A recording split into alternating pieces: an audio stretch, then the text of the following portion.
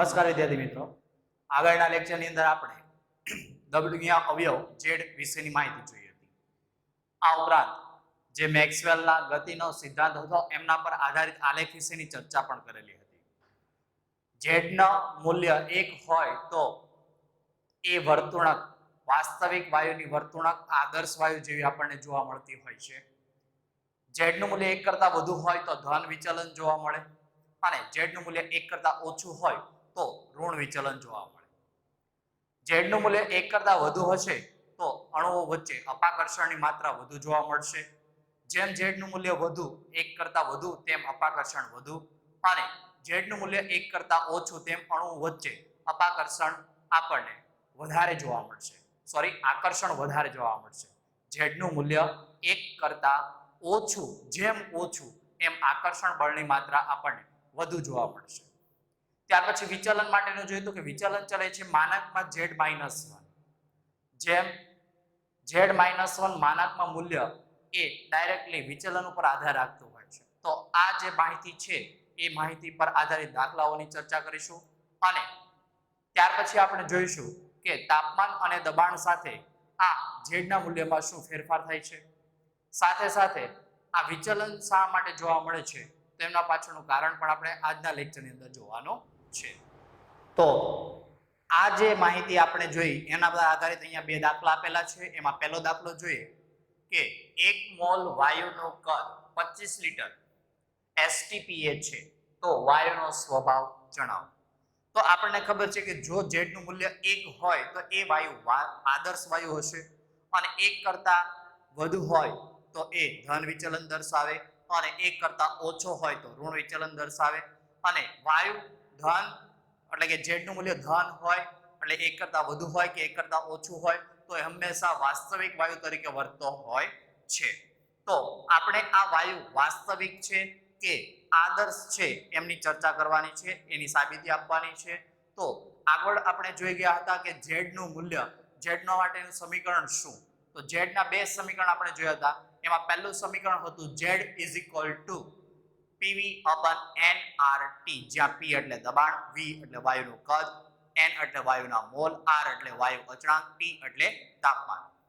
ત્યાર પછી બીજું સમીકરણ હતું Z V વાસ્તવિકના છેદમાં V વાસ્તવિક એટલે કે V રિયલના છેદમાં V આઈડિયલ ગેસ. એટલે કે V રિયલ જે છે એ આપણને દાખલાની અંદર આપી દીધેલું હશે અને V આઈડિયલ જે છે એ આપણે PV NRT ઉપરથી શોધવાનું હશે. આવી માહિતી આપણે આગળ જોઈ ગયા હતા.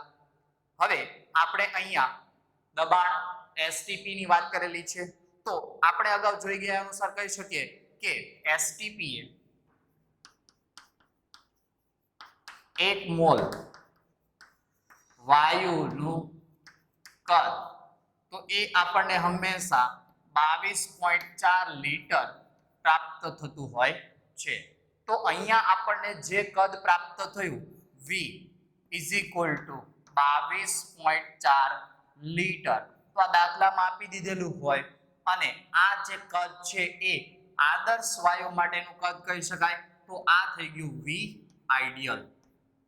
તો આ તો આપણે STPA આપણને ખબર છે કે STPA 1 મોલ વાયુનું કદ 22.4 લિટર થાય. STP standard temperature and pressure, આ પરિસ્થિતિને ધ્યાનમાં રાખી PV = NRT સમીકરણ પરથી આપણને 1 મોલ વાયુનું કદ 22.4 લિટર પ્રાપ્ત થતું હોય છે. એટલા માટે આ V આઈડિયલ આપણા માટે થશે. દાખલાની અંદર કીધું કે 1 મોલ વાયુનું કદ 25 લિટર છે. તો દાખલાની અંદર જ્યારે કદ આપી દીધેલું હોય તો એ આપણા માટે V રિયલ થશે. એટલે V રિયલ અથવા તો V વાસ્તવિક = 25 લિટર. તો હવે આપણે Z ની કિંમત શોધી નાખીએ. તો Z = V real / V ideal = 25/22.4 litre. એટલે આ મૂલ્ય આપણને Z નું મૂલ્ય = 1 point something કંઈક પ્રાપ્ત થશે. હવે આ 1 point કંઈક સમથિંગ આપણને પ્રાપ્ત થયો એટલે એનો અર્થ થયો કે Z નું મૂલ્ય 1 કરતાં વધુ છે. એટલે આમની અંદર ધન વિચલન આપણને જોવા મળે. ધન વિચલન જોવા મળે એટલે આ વાયુના અણુઓ વચ્ચે કયું બળ ઉદ્ભવતું હશે? તો આ વાયુના અણુઓ વચ્ચે અપાકર્ષણ બળ ઉદ્ભવતું આપણને જોવા મળતું હોય છે. અને z નું મૂલ્ય 1 કરતા વધુ આવે છે તો z નું મૂલ્ય 1 કરતા વધુ આવતું હોવાના કારણે આ વાયુ આપણા માટે વાસ્તવિક વાયુ તરીકે વર્તતો હોય છે. તો વાયુનો સ્વભાવ કયો આવશે? તો વાયુનો સ્વભાવ વાસ્તવિક વાયુ આવશે. શા માટે? કારણ કે z નું મૂલ્ય 1 મળે છે. કેમ મળ્યું z નું મૂલ્ય 1? કારણ કે STP એ 1 મોલ વાયુનું કદ PV nRT સમીકરણ લાગુ પાડીએ જેમાં P નું મૂલ્ય 1 વાતાવરણ લઈએ, V આપણે શોધવાનું છે, N 1 મોલ વાયુ લઈ લે, R ની કિંમત 0.0821 લઈ લે, તાપમાન 273 કેલ્વિન લઈ લે. તો એ અનુસાર આપણને કદ જે છે એ આપણને 22.4 લીટર પ્રાપ્ત થાય, જે V આઈડિયલ ગેસ માટેનું થઈ ગયું. V રિયલ ગેસ માટે કીધું કે દાખલાની અંદર આપણને આપી દીધેલું હશે તો 25 લીટર આપી દીધેલું. V રિયલ ના છેદમાં V ideal Z 1 point something કંઈક પ્રાપ્ત થાય તો એ દર્શાવે કે ધન વિચલન દર્શાવે જેમાં અણુઓ વચ્ચે અપાકર્ષણ બળ જોવા મળશે અને આ વાયુ વાસ્તવિક વાયુ તરીકે વર્તશે. તો વાયુનો સ્વભાવ વાસ્તવિક આપણને વાયુ પ્રાપ્ત થયો. ત્યાર પછી બીજો દાખલો છે કે 4 વાયુ આપેલા છે A B C અને D. વાયુ અને સાથે Z ની કિંમત આપી A B C D. Z ની કિંમત આપી 1.6 0.8 0.6 અને 1.8. આદર્શ વાયુથી વિચલન ચડતા ક્રમમાં દર્શાવો.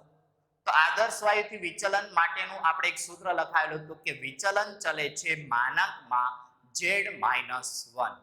તો અહીંયા વિચલન Z -1 is equal to તો Z 1.6 -1 એટલે 0.6, 0.8 -1 એટલે 0.2, 0.6 - 1 એટલે 0.4, 1.8 - 1 એટલે 0.8. આ કિંમત બંને માઈનસમાં આવશે પણ માનાંક છે એટલે એ પ્લસ થઈ જશે. તો પહેલો ક્રમ આપણે દર્શાવવાનો છે આદર્શ વાયુથી વિચલન ચડતા ક્રમમાં દર્શાવવું. તો વિચલન ચલે છે માનાંકમાં Z -1. તો Z -1 નું મૂલ્ય જેમ ઓછું એમ વિચલન ઓછું. તો પહેલા આવશે B ગેસ, પછી આવશે એના કરતા વધારે C ગેસનું વિચલન થશે, એના કરતા વધારે થશે A ગેસનું અને એના કરતા વધારે થશે D ગેસનું. તો વિચલનનો ચડતો ક્રમ આદર્શ વાયુથી જે વિચલન થાય જેમાં વિચલન ચલે છે માનાંકમાં Z -1.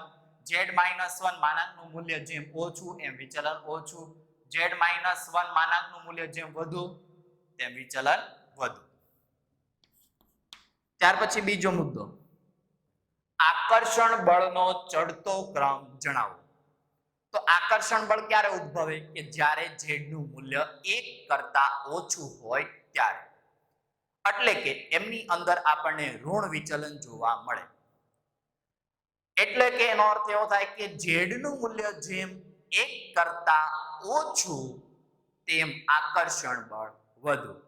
Z નું મૂલ્ય જેમ 1 કરતા ઓછું એમ આકર્ષણ બળ વધુ.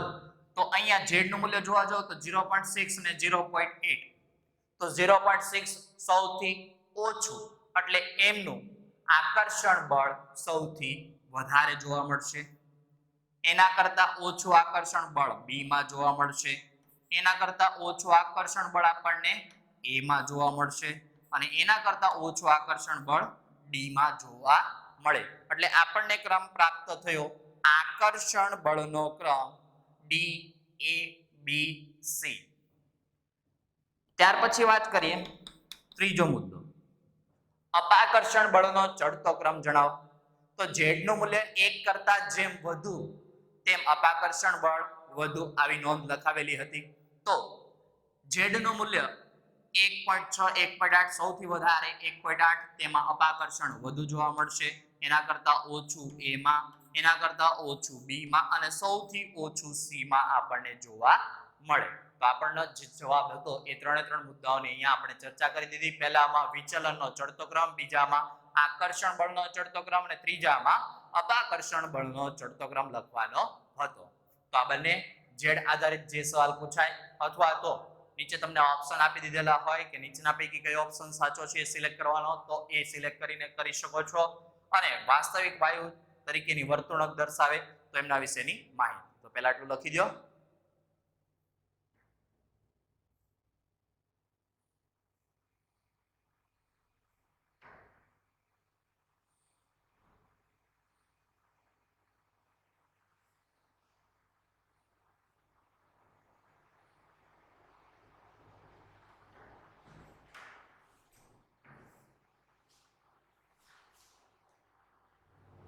ત્યાર પછીનો મુદ્દો છે આપણી પાસે તાપમાન અને દબાણમાં જો ફેરફાર કરવામાં આવે તો ઝેડના મૂલ્યમાં શું ફેરફાર થાય એમના વિશેની માહિતી. તો હેડિંગ આપીએ તાપમાન અને દબાણમાં ફેરફાર થતા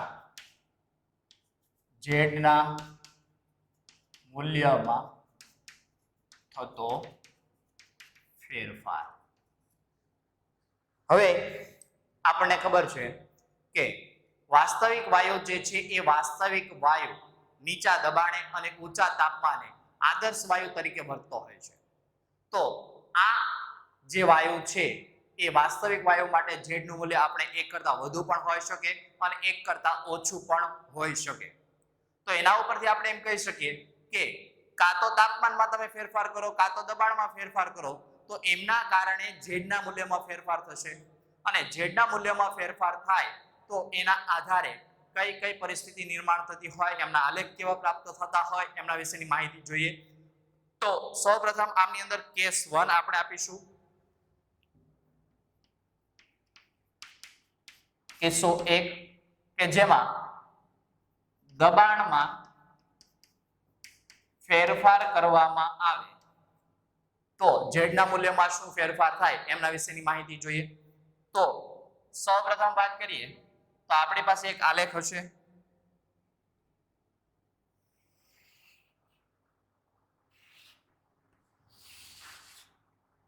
આ આલેખ ઝેડ વિરુદ્ધ પી નો આલેખ હશે. હવે અહીંયા હું એમ લઈ લઉં કે આ ઝેડનું મૂલ્ય ઇઝ ઇક્વલ ટુ 1 હશે. તો ઝેડનું મૂલ્ય 1 હોય તો સ્વાભાવિક છે આપણને આઈડિયલ ગેસ પ્રાપ્ત થાય, એટલે કે આદર્શ વાયુ જેવી પરિસ્થિતિનું નિર્માણ થતું હોય છે. હવે જુદા જુદા દબાણે જ્યારે દબાણમાં ફેરફાર કરવામાં આવે તો એ સમય દરમિયાન હંમેશા એક અહીંયા આ સીધી રેખા જોવા મળે જે H2 અને હિલિયમ વાયુ માટેની આપણને જોવા મળતી હોય છે. તો આ જે સીધી રેખા જોવા મળે એ H2 અને હિલિયમ વાયુ માટે આપણને જોવા મળી કે એમાં કોઈ પણ દબાણે તમે અહીંયા ધ્યાન આપશો તો અહીંયા 0 દબાણ હશે તો 0 દબાણ પણ એ હંમેશા ધન વિચલન દર્શાવે. કોઈ પણ દબાણે H2 અને હિલિયમ વાયુ માટે આપણને Z નું મૂલ્ય 1 કરતા વધુ પ્રાપ્ત થતું હોય છે. ત્યાર પછી વાત કરીએ તો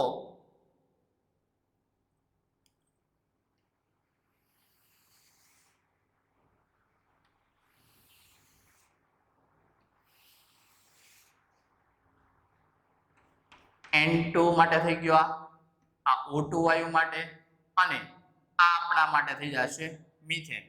તો આપણી પાસે N2 O2 અને આ CO2 વાયુ માટેનો આલેખ થઈ ગયો. તો અહીંયા જોશો તો ખ્યાલ આવશે કે N2 કે જેમનું આણ્વીય દળ 28, O2 તેમનું આણ્વીય દળ 32, CO2 તો એમનું આણ્વીય દળ 44. તો આનો અર્થ એવો થાય કે તમે એમ વિચારો કે ભાઈ જેમ આણ્વીય દળ વધતું ગયું તેમ અહીંયાથી આલેખ નીચે આપણને વક્ર વધારે ને વધારે મળતો ગયો. તો આ બાબતમાં તમારી માન્યતા ખોટી ઠરશે, કારણ કે એમોનિયા વાયુ જે છે એ એમોનિયા વાયુ ધન વિચલન દર્શાવતો, એટલે કે આના કરતા વિચલન વધારે દર્શાવે છે.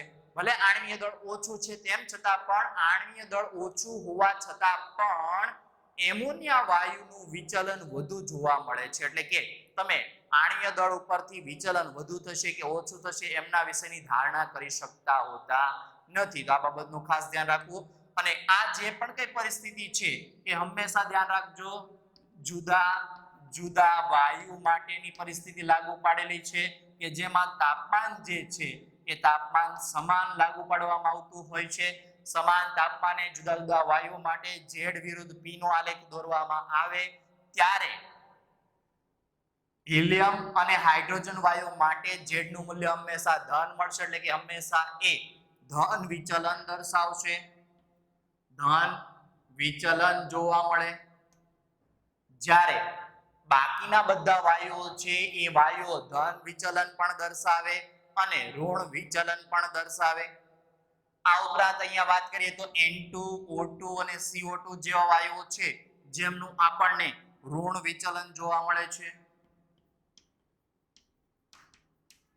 અને એક પરિસ્થિતિ એવી આવે કે જે પરિસ્થિતિએ વાસ્તવિક વાયુની વર્તુળક આદર્શ વાયુ જેવી થાય, એટલે કે Z નું મૂલ્ય 1 જેટલું પ્રાપ્ત થાય તો એ આદર્શ વાયુ તરીકે વર્તી શકે છે.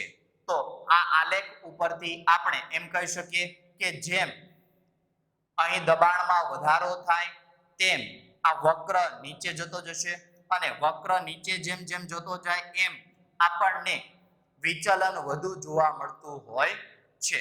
તો આપણા ફરીથી પહેલો મુદ્દો જે લખીશું એ પહેલા મુદ્દામાં એવું લખવાનું રહેશે કે હાઇડ્રોજન હિલિયમ વાયુ કોઈ પણ દબાણે હંમેશા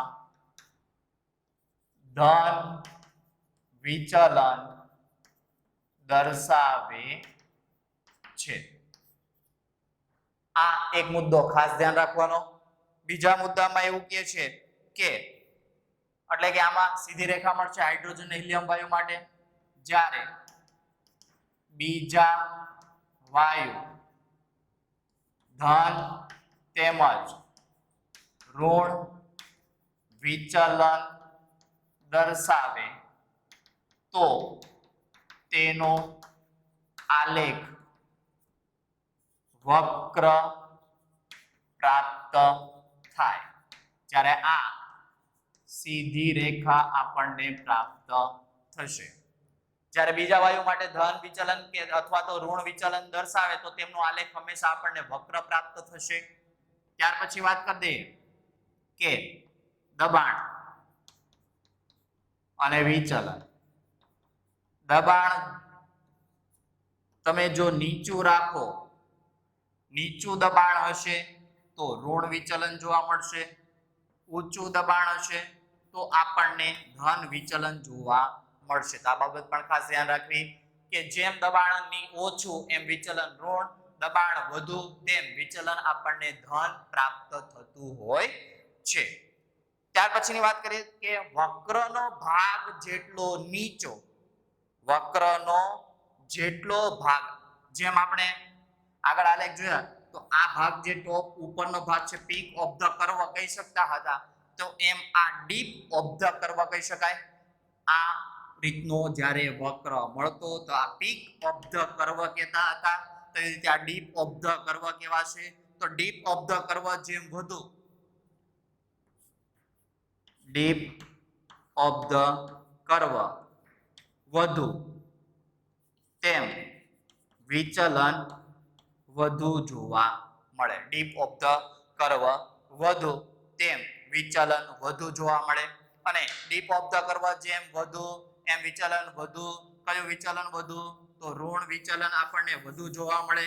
ઋણ વિચલન જેમ વધુ જોવા મળે તેમ આકર્ષણ બળની માત્રા વધુ જોવા મળે.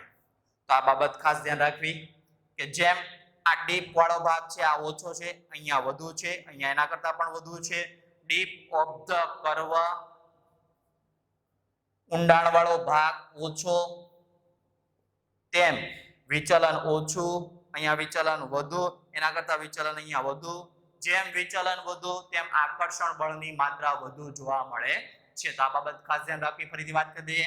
આ પરિસ્થિતિ જુદા જુદા વાયુ માટે છે. દરેક માટે તાપમાન સમાન છે.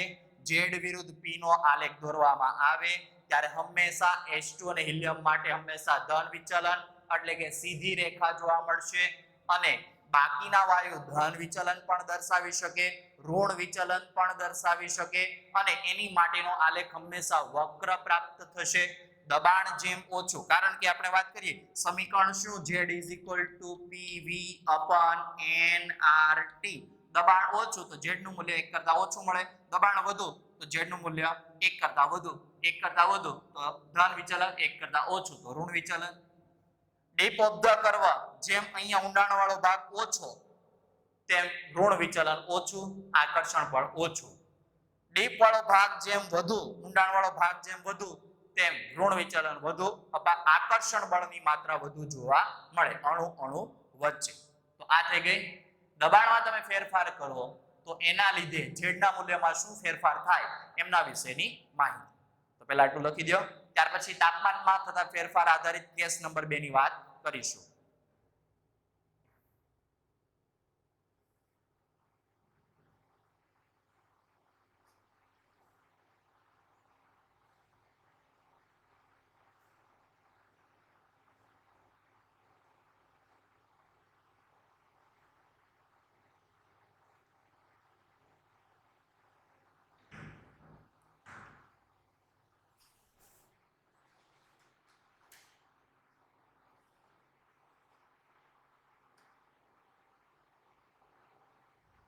ત્યાર પછી વાત કરીશું કેસ નંબર 2 કે તાપમાનમાં થતા ફેરફારથી, તાપમાન અને દબાણના ફેરફારથી. તો દબાણ વાળા ફેરફાર જોઈ ગયા. હવે કેસ નંબર 2 ની વાત કરીશું. તાપમાનમાં ફેરફાર. તાપમાનમાં ફેરફાર કરવામાં આવે તો એમના લીધે ઝેડના મૂલ્યમાં શું ફેરફાર થાય એમના વિશેની વાત કરીએ. તો અહીંયા આપણને ફરીથી આલેખ દોરીશું, પણ આ આલેખની અંદર ઝેડ વિરુદ્ધ P નો જ આલેખ આપણને પ્રાપ્ત થશે. Z નું મૂલ્ય 1 આપણી પાસે હોય તો એ આઈડિયલ ગેસ તરીકે વધશે, આદર્શ વાયુ તરીકે વધશે. હવે આમની અંદર વાત કરીએ તો અહીંયા ધારો કે T1 જેટલું તાપમાન છે, T2 જેટલું તાપમાન થયું, T3 તાપમાન થઈ ગયું. અથવા તો હું આમને આવી રીતે પણ દર્શાવી દઉં કે આ ત્રણ વક્ર મારી પાસે હતા. આ ત્રણ વક્રમાં તાપમાન હું અહીંયા દર્શાવું T1, T2 અને T3. તો તાપમાન આમની અંદર અલગ અલગ હશે એટલે T અલગ, પણ વાયુ જે હશે એ વાયુ આપણને સમાન પ્રાપ્ત થશે. તો એક જ વાયુ માટે અલગ અલગ તાપમાને આ આલેખ દોરીએ તો Z વિરુદ્ધ P નો આલેખ આપણને પ્રાપ્ત થતો હોય. આગળ આપણે જે આલેખની વાત કરી એ આલેખ હતો, વાયુ જે છે એ અલગ અલગ હતા, તાપમાન સમાન હતું. હવે અહીંયા તાપમાનમાં આપણે ફેરફાર કરીએ છીએ, વાયુ બધા સમાન છે, તો Z ના મૂલ્યમાં શું ફેરફાર થાય? તો આની અંદર એક બાબત તમારે ખાસ ધ્યાન રાખવાની રહેશે કે તાપમાનમાં વધારો થાય તો એમના કારણે વિચલન જે છે એ વિચલનમાં ઘટાડો થશે અને વિચલનમાં ઘટાડો થાય તો એના કારણે પીક ઓફ ધ કર્વ એમાં ઘટાડો થશે. એટલે કે આમની અંદર હવે તમને ત્રણ તાપમાન આપેલા છે, T1, T2 અને T3. તેમાં કોનું મૂલ્ય વધુ હશે? આવી રીતનો ધારો કે તમને સવાલ પૂછી દે તો તમારી પાસે 4 ઓપ્શન હોય, એમાંથી તમારે સિલેક્ટ કરવાનો હોય. તો હમણાં આપણે વાત કરી એ બાબત પ્રાયોગિક પરિણામોના આધારે એવું કહેવાય કે તાપમાનમાં વધારો કરો તો વિચલનના પ્રમાણમાં ઘટાડો થશે, એટલે peak of the curve deep of the curve, આ ઊંડાણ વાળો ભાગ જે છે એ ઊંડાણ વાળો ભાગ જેમ ઓછો તેમ તાપમાન વધુ. તો ઊંડાણ વાળો ભાગ આ આલેખ ક્યાં જાય છે? T3. તો T3 તાપમાન જે છે એ T3 તાપમાન વધુ આવશે. એના પછી બીજો ભાગ કે જેનું તાપમાન T2 છે અને પછી આવશે તો T1. તો અહીંયા આ બાબતનું ખાસ ધ્યાન રાખવું કે T તાપમાનમાં વધારો થાય તો વિચલનમાં ઘટાડો થશે. ડીપ ઓફ ધ કર્વ ઘટશે. આ ડીપ ઓફ ધ કર્વ કીધું. આવી રીતનો આમ ઉપરથી આલેખ હોય ડુંગર ટાઈપનો તો એ પીક ઓફ ધ કર્વ કહેવાશે. તાપમાનમાં ફેરફાર વાયુ સમાન હશે. અલગ અલગ તાપમાન હોય તો Z વિરુદ્ધ P નો આલેખ દોરવામાં આવે. તો એમાં તાપમાન T1 T2 T3 ત્રણ વક્ર આપેલા છે. તો આનો અર્થ પ્રાયોગિક પરિણામના આધારે ખબર પડી કે તાપમાનમાં વધારો કરવામાં આવે તો વિચલન ઓછું થશે. તો આમનું તાપમાન વિચલન ઓછું આના કરતા વધારે, એના કરતા પણ વધારે. તો વિચલનની વાત કરીએ તો વિચલન સૌથી વધુ તો એમનું તાપમાન ઓછું. વિચલન આના કરતા ઓછું, એનું તાપમાન આના કરતા વધારે છે અને આના કરતા વધારે આનું હશે. તો આમના ઉપરથી આપણને ખબર પડી ગઈ કે T3 greater than T2 greater than T1. તો લખી દો. ત્યાર પછી આ વિચલન માટેનું કારણ આપણે જોવાનું છે.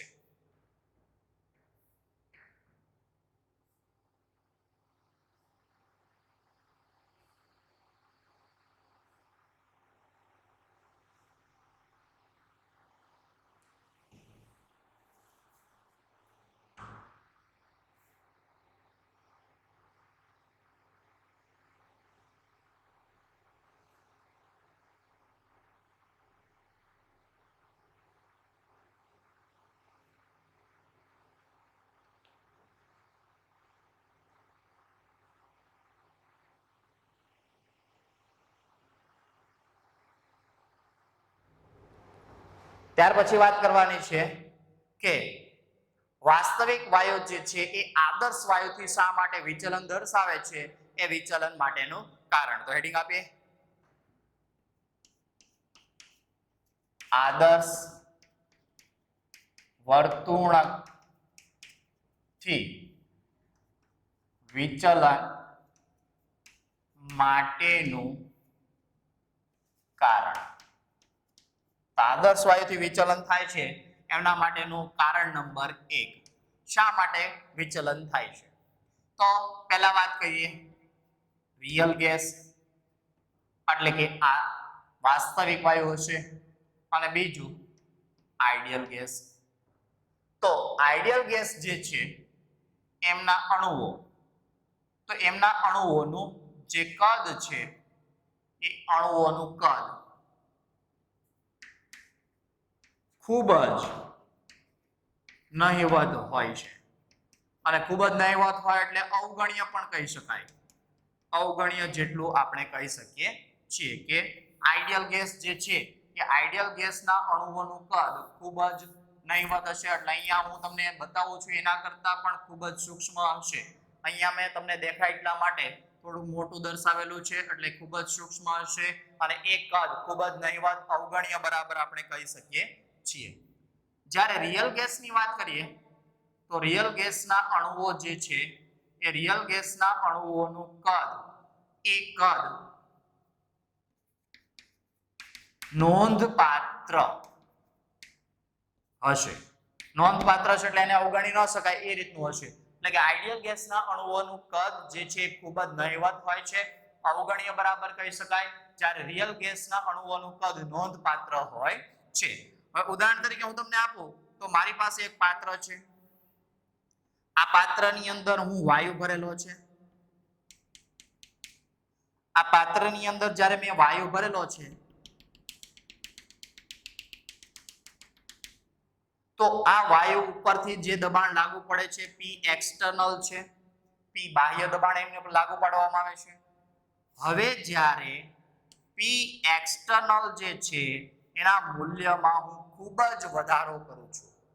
P એક્સટર્નલ ના મૂલ્યમાં હું ખૂબ જ વધારો કરું છું. ખૂબ જ વધારો કરવામાં આવે તો સ્વાભાવિક છે આપણે આગળ નિયમ જોઈ ગયા. P ચલે છે 1/v અનુસાર.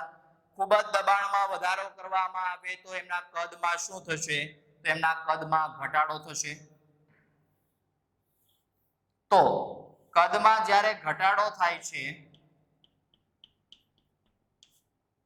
ઉપરથી આમાં ઉપર લાગુ પાડવામાં આવેલું હતું પી એક્સટર્નલ ખૂબ જ વધારે લાગુ પાડવામાં આવેલું હતું, તેમ છતાં પણ અહીંયા આપણને વાયુ ઉદ્ભવતા એટલે કે વાયુના અણુઓ કોઈ ચોક્કસ કદ રોકતા હોય એવું જોવા મળતું હોય છે. શા માટે?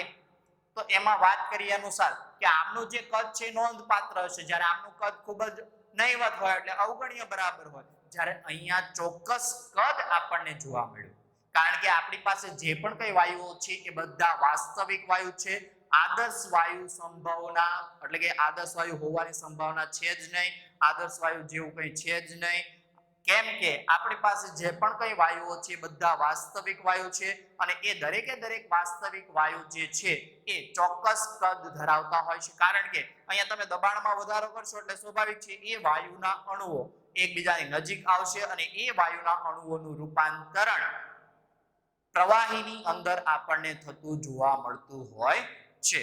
તો અહીંયા વાયુના અણુઓ કંઈક ચોક્કસ કદ ધરાવતા હોય એમ કહી શકાય. અહીંયા વાયુના અણુઓનું કદ એ પાત્રના કદ બરાબર હશે, એટલે વાયુના અણુઓ જે છે એ પાત્રમાં સમગ્ર ફેલાઈ ગયેલા હતા, એમના દબાણમાં આપણે ખૂબ જ વધારો કર્યો તો કદમાં ઘટાડો થશે, તો કદ ઘટ્યું તો આટલું કદ જો હકીકતમાં આદર્શ વાયુ જો ભરી દીધો હોત તો સ્વાભાવિક છે પિસ્ટન છે એ સાવ નીચે ટચ થઈ ગયો હોત, પણ અહીંયા ટચ ન થયો કારણ કે વાયુના અણુઓ કોઈ ચોક્કસ કદ ધરાવે છે.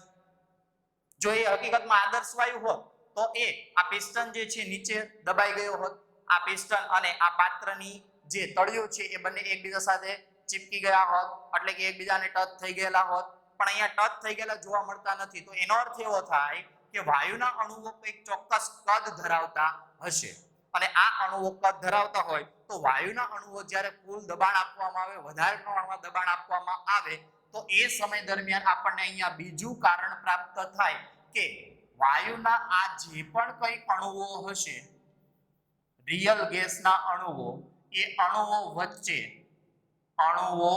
વચ્ચે ફોર્સ ઓફ એટ્રેક્શન જોવા મળે. ફોર્સ ઓફ એટ્રેક્શન જોવા મળશે, એના કારણે અણુઓ એકબીજાની નજીક આવશે અને અણુઓ એકબીજાની નજીક આવે તો એ સમય દરમિયાન પ્રવાહીમાં એમનું રૂપાંતરણ થતું હોય છે. આપણે સ્વાભાવિક છે હમણાં એક જ વસ્તુ ચાલે છે ફોગ, તો ફોગ જે છે એ ફોગ જે સ્પ્રે છે ડિઓડ્રન્ટ્સ, તો એની અંદર જો તો એ ફોગ જે છે એ હકીકતમાં જ્યારે એમને તમે હલાવશો તો અંદર તમને પ્રવાહી જોવા મળે. શા માટે? કારણ કે એ ખૂબ જ ઊંચા દબાણે એ વાયુના અણુઓને એમની અંદર ભરવામાં આવે ત્યારે એ વાયુના અણુઓનું પ્રવાહીમાં રૂપાંતરણ થાય, કારણ કે દબાણ વધુ હશે. દબાણ વધુ હોય તો વાયુના અણુ વચ્ચે આકર્ષણ ઉદ્ભવે અને આકર્ષણના કારણે એ વાયુના અણુઓનું રૂપાંતરણ પ્રવાહીમાં થતું હોય છે. પણ જ્યારે આપણે જેવો સ્પ્રેને દબાવીશું એટલે એ સ્પ્રે બહાર નીકળશે એટલે કે પાત્રની અંદર હવે જે દબાણ હતું એના કરતા બહાર દબાણ વધુ હશે કે ઓછું હશે? તો દબાણ બહાર ઓછું હશે ને દબાણ બહાર ઓછું હોય, પાત્રમાં દબાણ વધુ હોય, બહારનું વાતાવરણમાં દબાણ ઓછું હોય તો એ પાત્રમાંથી અણુઓ જ્યારે બહાર આવે તો આકર્ષણ બળ ઓછું લાગશે અને એના કારણે ફરીથી વાયુમાં રૂપાંતરણ પામી જતા હોય છે. તો આ ફોર્સ ઓફ એટ્રેક્શન વાસ્તવિક વાયુના અણુઓ વચ્ચે જોવા મળતું હોય છે, જ્યારે રિયલ ગેસના અણુઓ વચ્ચે આ પ્રકારનું ફોર્સ ઓફ એટ્રેક્શન આપણને જોવા મળતું હોતું નથી. તો આ બે કારણો છે. આઈડિયલ ગેસ છે એમના કદ જે છે ખૂબ જ નહીવત હશે એટલે અવગણ્ય હશે. રિયલ ગેસ હશે તો એમનું કદ નોંધપાત્ર હશે. પાત્રની અંદર આપણે વાયુ ભરેલો એમાં ખૂબ જ ઊંચા દબાણે આપણે પ્રેસ કરવામાં આવે છે તો એ સંપૂર્ણપણે દબાતું નથી, કારણ કે વાયુના અણુઓ કોઈ ચોક્કસ કદ ધરાવે છે જે રિયલ ગેસ તરીકે વર્તે છે અને રિયલ ગેસના અણુઓ વચ્ચે ફોર્સ ઓફ એટ્રેક્શન એટલે એક પ્રકારનું આકર્ષણ બળ જોવા મળે, જ્યારે ફોર્સ ઓફ એટ્રેક્શન આદર્શ વાયુના અણુઓ વચ્ચે જોવા મળતું હોતું નથી. તો આ બે કારણો છે, એ બે કારણોથી વાસ્તવિક વાયુ આદર્શ વાયુથી વિચલન દર્શાવતું હોય છે. એના સાથે એક મુદ્દો પણ એડ કરી દઈએ કે વાયુનું દબાણ ખૂબ જ વધારવામાં આવે તો તેનું રૂપાંતરણ પ્રવાહીમાં થાય છે, જે દર્શાવે છે કે અણુઓ વચ્ચે આકર્ષણ બળ રહેલું હોય છે. કે અહીંયા જ્યારે ખૂબ જ વધારે દબાણ લાગુ પાડવામાં આવે ત્યારે વાયુના અણુઓ એકબીજાની નજીક આવશે તો આકર્ષણ બળ વધશે. આકર્ષણ બળ વધવાના કારણે વાયુના અણુઓનું રૂપાંતરણ પ્રવાહીમાં થશે, જે દર્શાવે છે કે વાયુના અણુઓ જે છે એમની વચ્ચે એક પ્રકારનું આકર્ષણ બળ રહેલું હશે, એટલે કે ફોર્સ ઓફ એટ્રેક્શન જોવા મળશે. વાસ્તવિક વાયુમાં જ્યારે ફોર્સ ઓફ એટ્રેક્શન આદર્શ વાયુની અંદર આપણને આઈડિયલ ગેસની અંદર જોવા મળશે નહીં. તો આજનો આ લેક્ચર આપણે અહીંયા પૂરો કરીએ છીએ. તો પહેલા લખી દો.